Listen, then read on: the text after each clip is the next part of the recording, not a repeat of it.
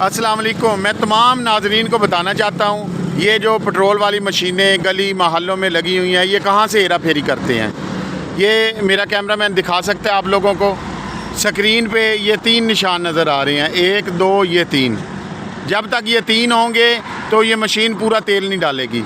इसको हटाया जाएगा ये स्टार के साथ। जैसे स्टार का बटन दबाया जाएगा, ये एक इशारा ऊपर से, ये एक निशान यहाँ से ख़त्म हो जाएगा। इस वक्त ये मशीन अपना पूरा तेल डालेगी। तेल डलवाते वक्त मशीन पे ये नुक्ता देखें, अगर ये स्टार दबा के तीसरा नुक्ता आ जाता है तो ये हेरा फेरी इसमें कर देते हैं। इसलिए नाजरीन से ये गुजारिश है कि स्क्रीन पे पहले चेक करें, अगर इनके 3 नुक्ते होंगे, ये 3 नुक्ते होंगे तो ये मशीन हेरा फेरी से पूरा तेल नहीं डालेगी। इसके लिए आप मशीन वाले से कह सकते हैं कि स्टार दबाएं, ये तीसरा पॉइंट मशीन से ख़त्म करें, ताकि जो ये हेरा फेरी करते हैं पेट्रोल में वो ख़त्म हो जाएगी।